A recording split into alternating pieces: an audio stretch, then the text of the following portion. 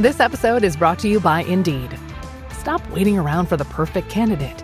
Instead, use Indeed sponsored jobs to find the right people with the right skills fast. It's a simple way to make sure your listing is the first candidates see. According to Indeed data, sponsored jobs have 4 times more applicants than non-sponsored jobs. So go build your dream team today with Indeed.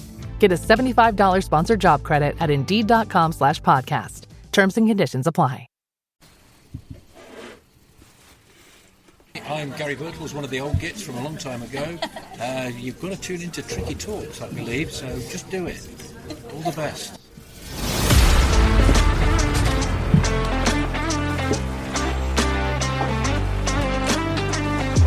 Robertson, the first time we've seen them attack them, and there's Francis! Well, that's what I wanted to see Robertson do. And still Robertson, getting his shot in, and a goal! Robertson!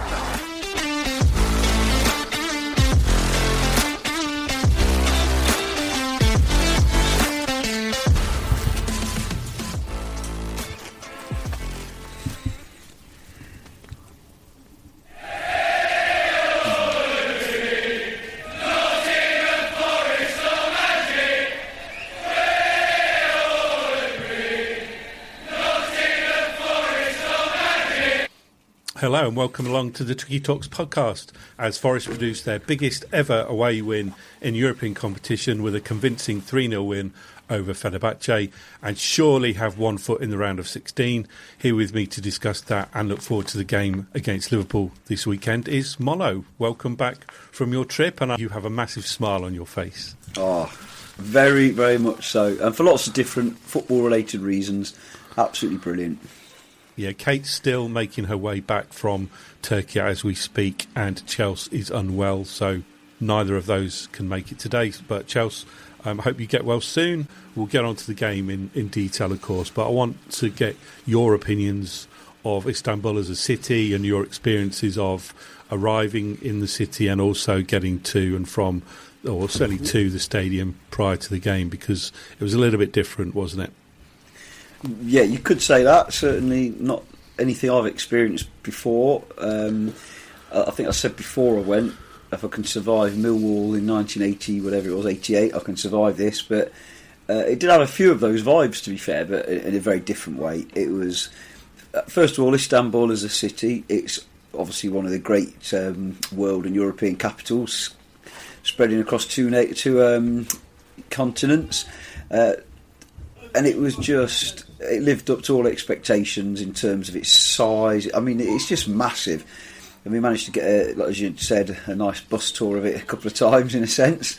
And it was the quarter that we were based in and where we had to meet and where everyone's hotel seemed to be.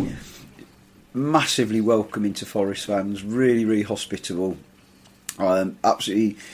From a selfish point of view, no issues. There was 1 or 2 issues we'd read about before we went out there about people overcharging, etc., etc. No issues like of that variety whatsoever.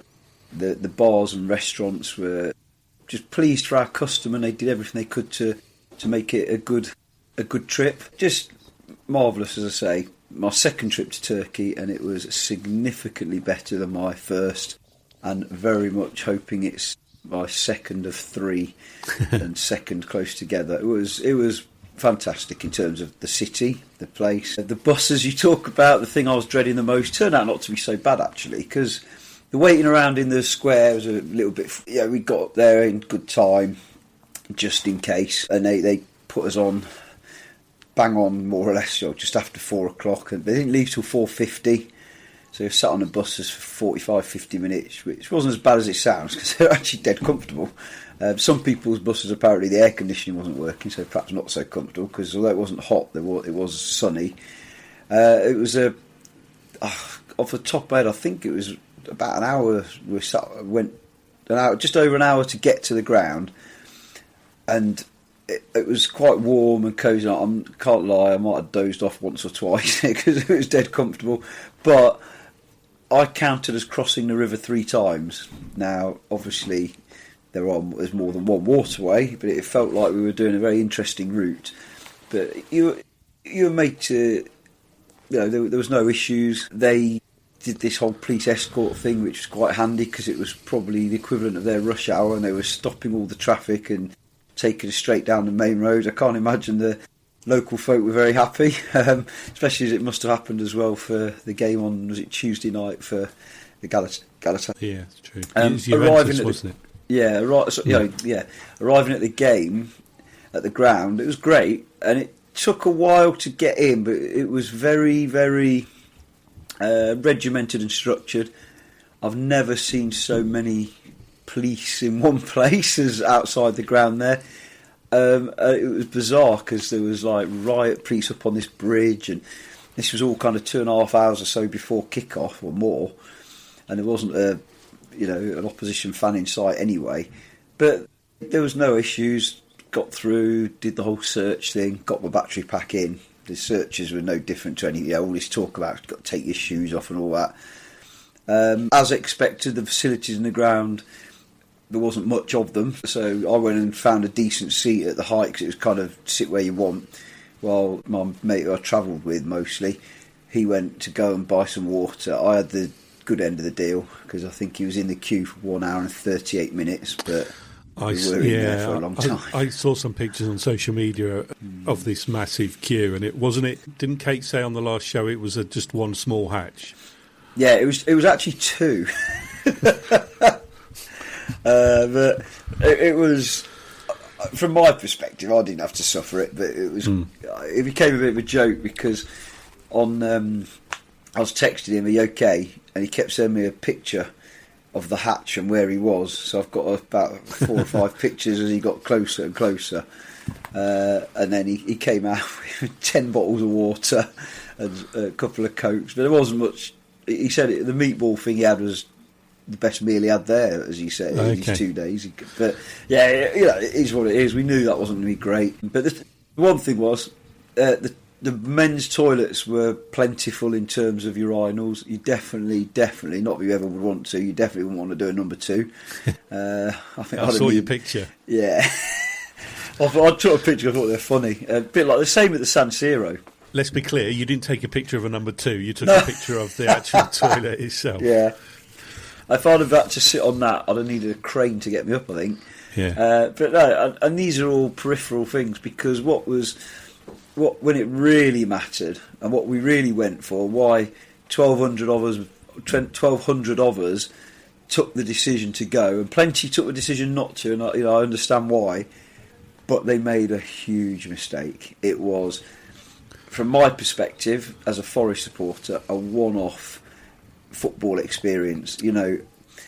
From about 50 minutes or so before the game, they started preparing, getting behind their team. Some of it was orchestrated. They always have a guy at the front, don't they?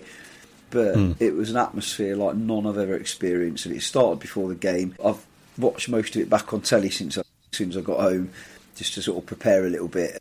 You don't get the full sense of it on telly, other than, all I can say is, there were times when they were obviously having to mess around with the sound so you could still hear the commentators properly, and not because the crowd was that loud. And when they thought they should have had a penalty, the whistling and squealing and whatever was so loud. It was like standing under an aeroplane. My eardrums were about to burst. But it was a fantastic experience. Very, very, I guess, visceral and borderline intimidating. I'm too long in the tooth to feel intimidated or anything in that respect, because I knew we were going to be sat in the ground till, not as long as we expected, but after the game and all that. So there was a few gestures made towards us. I was sat quite close to because it was only a small away end, so everyone was close to them at one side or the other, and they were giving us all sorts of banter, shall we say. There's a few choice chants sent their way as well that were quite amusing. But one thing I know is, when you score in a place like that,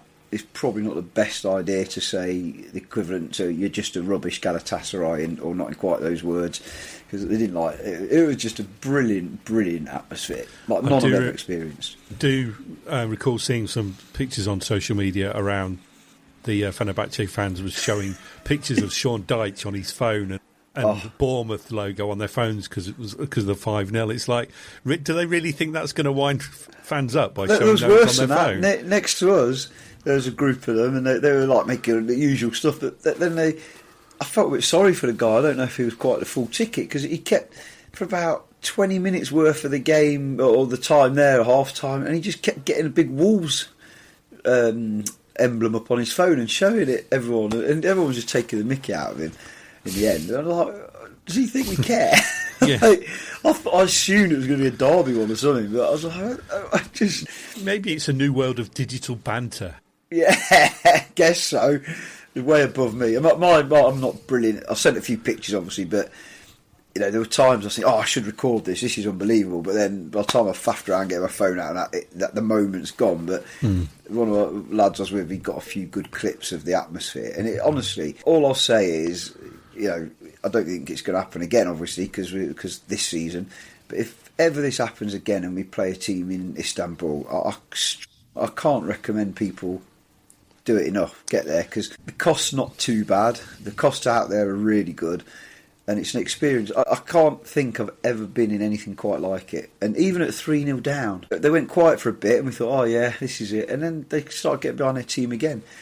From 10 minutes to go onwards, some people started leaving, which you can understand, but they just properly got behind their team non-stop from nearly an hour before the game until pretty much the final whistle.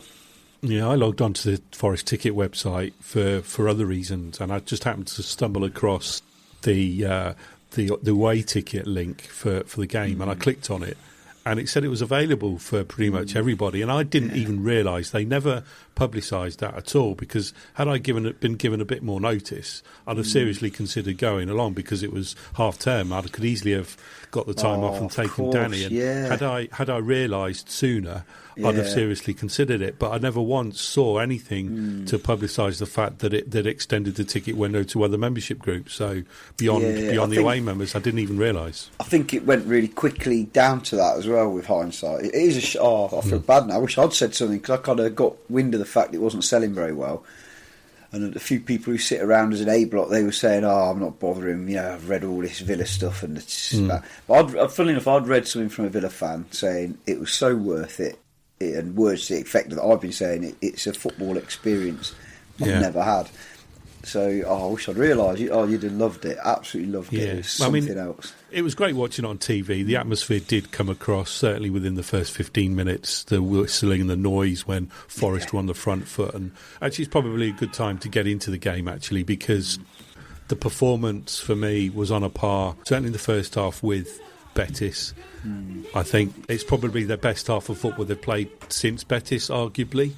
And overall, I think it was probably a better all-round performance, clearly, because they won 3-0 and didn't look like losing it, whereas in the second half at Betis, obviously, they folded a little bit and managed to get a draw. But the performance was absolutely outstanding. I didn't expect that one bit. I thought Fenerbahce were going to put up more of a fight, if I was honest, but... What were your thoughts as the game unfolded? Because they were on the front foot right from the first whistle, weren't they? Yeah. And you got the sense early on that Forest were going to have a good game. And obviously they got those 2 goals, Murillo, first minute. And funny story, I'll tell you about the second goal when we get to it. But what was your sense sat there? Did you get the feeling that they were well up for it? Yeah, I think 2 things. Firstly, as soon as the team sheet came out, instantly you think, the Murillo factor, that even before his goal, my feelings about how important he is to us. And secondly, the lad I'm with, he's a bit more knowledgeable on the European front. And he named a few players. They've got some good players. This is going to be a tough game. And he made the point, and he was spot on. And if he's listening, he doesn't get a lot right, so I'll give him this one. He said, but it's like a master's team, a dad's army. He said that they're all knocking on. They've all had really good careers, the players you heard of that are decent, but a lot of them are way past their best. And he kind of said, do you know what? The team we put out, if we get on the front foot, and we could overrun them. And I think credit has to go for the team selection. I wondered in the first 5 minutes how long our lads could keep the dominance and concentration with the unbelievable noise, because they reacted to us. They reacted to Forest fans every time we sang a song. They just drowned us out with whistling noise, whatever, at the start. And every time we had the ball and were knocking it about, they were like, it was insanely loud, and you're thinking, but Pereira would have known that as an ex-manager, and it's almost like he'd said. I'm sure he did say lots to them, but he'd prepared them for it to the point that not only were they prepared for it, it was kind of if we sit back and keep it tight for 5-10 minutes, that's not going to work against these. It feeds the beast, feeds the energy. And we did the exact opposite, and it was fantastic. And we could put it all in context when we finish talking about the game, because we've got to be very careful here, because managers get sacked after a couple of bad performances, and we don't turn into Real Madrid or Peak Forest in one game, do we? Let's be realistic here. We battered them, but they weren't actually that good. But you can only beat what's in front of you. I mean, the goal itself, we were saying before the goal, we deserve a goal here. And the goal itself came from an absolutely abysmal pass by Ola Aina. We're like, what's he doing? But it kind of, I know he didn't mean it, of course, but it kind of set a trap in by mistake. And then the interchange with Anderson and Murillo. And I don't know, you just had a sense as he drove forward with, because how many times have we seen this? I know I listened to that bit of the commentary earlier, and afterwards Darren Fletcher said he's been wanting a goal like that since he played for Forest. It's been coming. But it did feel like it was going to happen. And as he hit it, from the angle we were at, I actually thought it was going to go wide, because it looked like it took a bit of a nick, which obviously it did. And it just nestled in that bottom corner. It was pandemonium. And, it was amazing. One of the most celebrated goals in for a long while for me. And I celebrate goals with gusto. But you kind of knew as well there was not a chance of VAR disallowing it for any reason at that point as well. It was one of those rare occasions where you can go nuts. And I just thought the start we made, the goal we scored, and as you say, we even scored from a corner. That's how bad they were. Brilliant. Gibbs White was right on in game as well. Superb.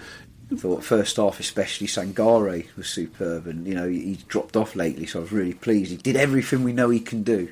But he didn't mark the ref this game. I bet he didn't mark the ref this game, did he? No, he didn't. He was very well. Even if he did, it needed doing at that point, that's for sure, because he was in the right place. Did you notice any tactical differences? Because the team itself was strong and wasn't a surprise, but to me it seemed as though they certainly played with more freedom. That was clear right from the whistle. They also seemed to be pressing a lot quicker as well when Betis had the ball. Those were the two things that I noticed quite early on. But it's difficult to watching on the telly to literally spot everything, if you see what I mean. What I'd say, right, let's get it straight. The way we played is exactly how every manager that we've had would want us to play. The ball predominantly going to a red shirt for a start, which we've struggled with. It was little things, tactical. I'm not sure it was a tactical switch, more of a... obviously there's going to be tactical tweaks, but the way the two wide men were taking their man on, I don't think I've ever seen Hutchinson beat his man and put in a right-footed cross so often, for instance, and it was good to see. He didn't hesitate. The press thing, I think it was that helped. Right, it was brilliant. I'm not criticising. I'm not playing it down, but I think we were helped a bit by the number of mistakes they made in possession. When they had possession and we jumped on their mistakes straight away. As soon as there was a bit of bad control, and there was quite a lot of bad control by them in their back four, especially in the first half. As soon as there was not a perfect touch, we were straight on them, and that was brilliant. Whatever the trigger is or however they decided it, they were straight on them, and they couldn't deal with it. They couldn't deal with our pressure, our power, pace, everything that you want to see. And then when we had the ball, there's a lot of good decision making which we've not seen lately. We were attacking them, but there were a couple of times where there wasn't much on, and we did go. One of my pet hates in football, we did go a bit backwards and back to the back four, but it felt like it had a purpose. It wasn't just for the sake of it. It wasn't through fear of making a mistake. It was a reset rather than I don't know what to do with it kind of feeling about it. And it was quick as well. They were going backwards, but they were switching it quite quickly. They changed. The point of the attack quickly went down the other side. With purpose, like you say. Yeah, definitely. Until the 3-0. Obviously, you made a lot of changes, and then after the changes, there was game management, and Dominguez came on, looked really good, didn't he, as well? It was weird though, because Luke, the first 5 minutes, Luke was on the pitch. We kept getting the ball out wide and not putting crosses in. It's almost like a joke. We were joking about it because we're 3-0 up, but if that's 0-0 or 1-0 down, you're thinking, get the ball in. But the feeling was it was game management, and they would have got the ball in if they needed to, but they didn't want to put the ball too much at risk, because they did up the game a little bit, Galatasaray, but I don't think they had enough. Fenerbahce. Yeah, don't know why I said. I've said Galatasaray more times than Fenerbahce, I think, in the last 24 hours, or sung it. No, sorry, Fenerbahce did up their game a little bit second half, but I think that was more a case of us managing the game, them having to do something, because they were awful. Some of their players, Asensio, he was completely missing. I was saying, in the game, he was a player that I thought could hurt us. Didn't even notice him at all. Let's quickly go back to the second goal then, because Igor Jesus has now become the highest ever Forest goal scorer in European competition in one season, beating Gary Birtle's record, and he's now one short of a career record, also held by Gary Birtles and Ian Bowyer with 8. So clearly he's got a really good chance of beating that record, depending on who they line up in the second leg, and we'll talk about the next round in due course, if indeed Forest do get there. But the second goal itself, I mentioned about funny story. The corner was taken by Anderson, and what a flick on by Gibbs-White, I have to say. But as the ball came off Jesus' his head at the back post, the ball kind of went into the net, but then the connection buffered, and it went back to Anderson taking the corner. So we had another corner, and then it buffered again, and it kept buffering. So we never actually shouldn't be on holiday watching these things abroad, should you? That's why. We never actually got to see it properly in real time, certainly once the ball had gone in, all the subsequent celebrations, because it just kept rewinding accidentally. We missed out on experiencing the celebration from the crowd and the players, of course, but we knew it had gone in. And the third goal, obviously you mentioned earlier about the whistles when it was going to VAR, but it never looked like it was going to be disallowed. I think it was always going to be a case of, I don't know whether you saw it on the big screens or whether they were showing it, but I think I put a message in the chat. I don't know whether you and Kate picked it up, but it was clearly going to be allowed. So I wanted to mention that as well. And similarly for their VAR, it did hit Murillo's arm, of course, but unlike the game previous night when Newcastle got a penalty in their favour when it shouldn't have been delivered, given arguably when the opposition player was on the floor. This one, albeit, it did hit his arm, but I don't think it was a penalty, and thankfully it wasn't given, because, one goal could have easily gotten them back in the tie. A 2-goal deficit is a lot easier to retrieve than 3. So I know we're conscious of time today, unfortunately, so let's just wrap up the Fenerbahce game itself. Do you think the tie is over? I'm scarred personally of Yeovil and Stoke, so 3-0 is a great lead to take into a home game, of course, don't get me wrong, but I'm still scarred by Yeovil and Stoke. What about you? Are you more comfortable than I in terms of going into that second leg, or a little bit on the edge? This is Forest, isn't it? Anything could happen. So worst case scenario, I'm sure it won't happen. I'm sure we'll be more professional, but worst case scenario, they'll have, 1,500 visceral nutcase loud fans behind them for 90 minutes. Imagine they get an early goal, and they can't be as bad for a start. If they improve dramatically, anything can happen. I'm confident. I'm confident, so confident that I've been, on the way back pricing up and looking at dates and things and getting sort of provisional plans in place what might happen in the next round, which is maybe a bit overly cocky, but I'm certainly not booking anything, even though we don't know who we're playing anyway yet. But it would take a monumental cock up, of which, as a football club, we're certainly more than capable of producing. But it would take a monumental cock up of the levels that you've just mentioned before. I can't bring myself to say them. You could throw the playoff half-time 2-0 up at Sheffield United in there as well, couldn't you, for instance? Yeah. So we're more than capable of messing it up, 3-0 up at Norwich in the 87th minute, that type of stuff. But I kind of feel that if he picks a strong enough team to start the game and play, you could almost play that, think right, let's get to 60 minutes at 0-0 or even winning with this, and then you can start to ring the changes if you want to. But even then, you never know with Forest. But no, I'm very confident of getting through, but certainly not overconfident. Yeah, the good news is that the two centre-halves who started for Fenerbahce last night are both out of the second leg. One is injured, he went off yesterday with it, and he's got a groin tear. The other one is suspended. So it's not the ex-Leicester one that's suspended, is it? Oosterwolde. Okay, no, it's not. I'm not sure if that's he's the one. Sochal, whatever his name is, the one that came on. No, they're both first choice centre-halves are suspended for the second, or out of the second leg, which is great. Happy days. Very quickly then, have you got a Mollo's moment for us this week? Wow, yeah. Where to start with that? There's so many, but I think you've got to go with that first goal, haven't you? When the ball hit the back of the net, the eruption, the whole... We did have a bit of an underdog feeling going into it, even though that quickly kind of changed in our feeling of watching the game. But it was just nice in so many different ways, but the dominance was given the goal it deserved. So definitely that. And while we're on it, because it couples together, for me, lots of really good performances, really, really good performances. But for me, I'm Murillo as man of the match, because not only does he shut the back door like he always does, he's got the opening goal to give us what we deserved. Yeah, absolutely. Can't argue with that one. You're right, absolutely. Everybody played their role. Nobody had a bad game, I don't think. Even Ortega, who didn't have a huge amount to do, pulled off a great save early in the second half. But you're right, distribution. For me, wow. Yeah. He's coming out good. and playing with his feet, isn't he? Yeah. That's what they like to do, I think. So really good. Yeah, Murillo gets my man of the match too, which brings us on to another difficult game this weekend, of course, against Liverpool. Can they do it again? That's the big question.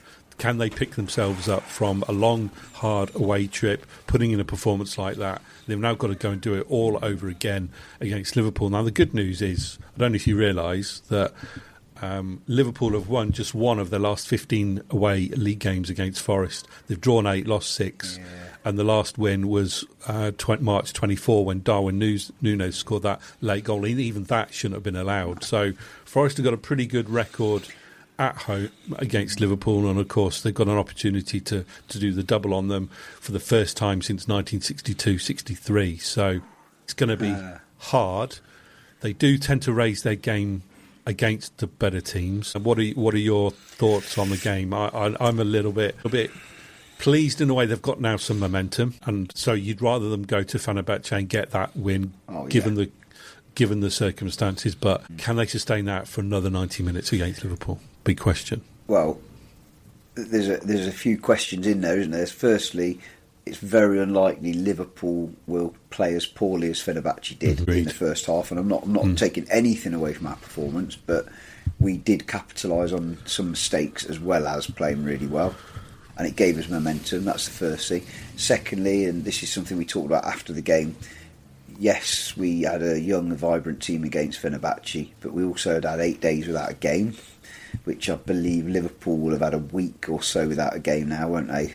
Those kind of things tend to matter. And being Forest, my other concern is, if I remember correctly, when we absolutely smashed Spurs, who didn't really turn up, we followed it up with an appallingly bad performance. I think it might have been Everton, but I might be wrong about that. But I remember thinking, have we suffered as a consequence of having such an easy game that came to us in all the right way, and then we came up against an opponent who weren't going to be overrun and were going to put in a tackle against us? Because again, Fenerbahce, we overran them all over the pitch, didn't we, really? And they didn't really physically compete at all. Liverpool most certainly will physically compete. We certainly won't dominate, I'm sure, the way we have, but I don't care so long as we get a result. It's going to be a very good test of the players' powers of recovery for a start, because they put quite a lot in. I think the other thing to bear in mind was Pierre did he took some key players off with 20 minutes to go, so the fatigue in their legs won't quite be where it might have been. I know it sounds daft, but at any level of football, if you play 70 minutes, you're probably going to feel pretty okay the next day. If you have a tough or run around like the way our players were for 90 minutes plus, you're going to feel it in your legs the next day. So today's training, I'm sure, will have been a lot about getting that out of their legs, those that have got it there, and getting sorted and ready for Sunday. So that's been positive. I hope so. They're good. At the end of the day, Liverpool are a good side. They've hit some form, and if we're going to beat them, we're going to have to be right on top of our game, and we're going to need a bit of luck. Yeah, it was Gibbs White, Hutchinson Anderson, Jesus and Callum Hudson-Odoi were the ones that came off, and I don't think that was a coincidence, given they're all key players, aren't they? Yeah, absolutely. And they all cover a lot of ground in their position. You know, that he didn't take off the back four, did he? Who cover ground, but of course that they could do that twice a week all season long, the job they do. Whereas the amount of ground someone like Gibbs White covers and Hudson-Odoi, and especially the way Jesus plays up front, that's never going to be the case. And of course, I shall see you there, making my debut on the shelf this weekend. Back on the shelf, yeah, that'd be good. That should be an experience. Let's hope so.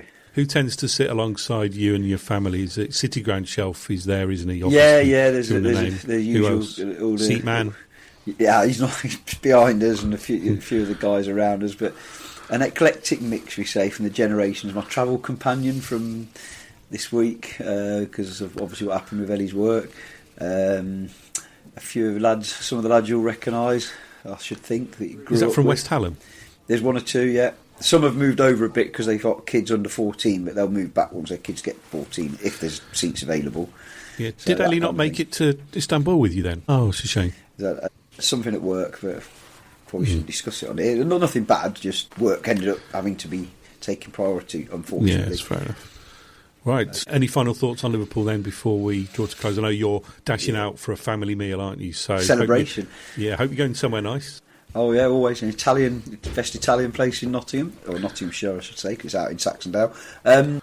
I just think one big takeaway from this weekend, this trip, isn't so much the footballing side of it, but my God, imagine if our players could still have that level, or anything like that level of support when you're 2-0 down or 3-0 down. Not so much when we're winning or when we're the underdogs, those first 2 seasons in the Premier League especially, or when the going's good like it was last season most of the time. That level of support was borderline nutcase. I'd be even at 2-3-0 down. I'd be sitting there sulking. I wouldn't get on the players' backs. That's not how I would do things. It's each to their own. But I'd be sitting there sulking and moaning, this is terrible. But they were just like. Well, let's hope they bring it to the second leg as well, because it would be good to see another unique atmosphere at the City Ground in the return leg, and I shall be there with Danny for that as well. We're actually sat again in the Peter Taylor stand, but this time we're row 1 right behind the dugouts this time, so Danny wanted to sit down there for a change, so we're making the most of the Peter Taylor stand before it gets knocked down. So yeah. But right, that's it. Thanks for joining me this evening, Mollo. It's been a pleasure. What a great week for Forest. Let's hope they can continue with another good performance on Sunday against Liverpool. Of course, we'll be back with another show early next week reflecting on the Liverpool game. Plus, we'll look forward to the second leg against Fenerbahce, won't we, Mollo? And hopefully Kate and Chelsea will be back with us for that as well. But enjoy your meal tonight. In the meantime, listeners, thank you again for listening, and if you're watching on YouTube as well, thank you for watching there also, and we'll speak to you again real soon. Bye for now.